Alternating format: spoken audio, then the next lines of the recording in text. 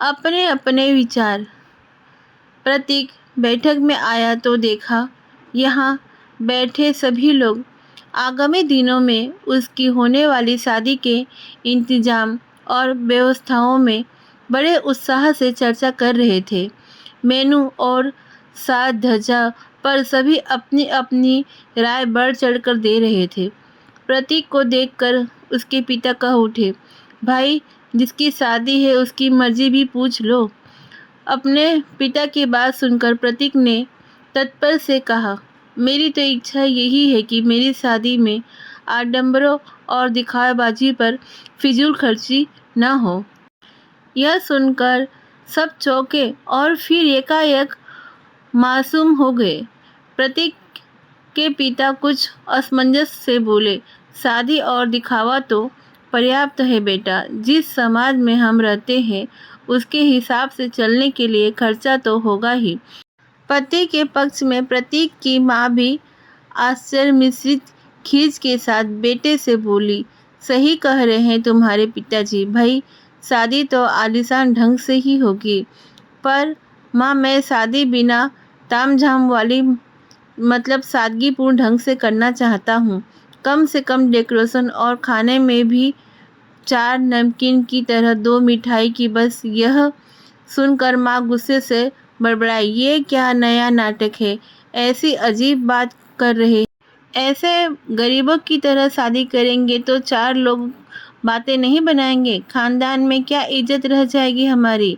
सादगीपूर्ण शादी से इज्जत को बटा कैसे लगेगा माँ। प्रतीक के प्रतिवाद करने पर माँ बोली, और तो बात तो जाने दो, कम से कम हमारे सपनों का ही ख्याल करो। कब से इस दिन का इंतजार था, तुम सादगी भरी शादी का नया फार्मूला छोड़ रहे हो। माँ की नाराजगी और पिताजी के धर्म संकट को देखते ही प्रतीक बोला, अच्छा आप लोग नाराज मत हो, जैसी शादी आप चाहते हो वैसी ही करूँगा। यह सुनकर माँ के चेहरे पर तुरंत राहत के भाव आए। प्रतीक ने मुस्कुराते हुए माँ के दोनों हाथ थामकर स्नेह से पूछा, अच्छा अब ये बताओ कि किसकी शादी की मिसाल रख कर आप मेरी शादी करना चाहती हैं।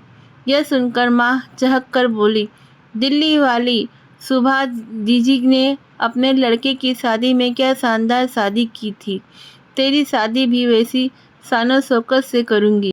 हम कुछ क्षण के मौन के बाद उसने माँ से प्रश्न किया, अच्छा बताओ तो उनके यहाँ की शादी में स्टेज में कौन से फूल की सजावट की गई थी।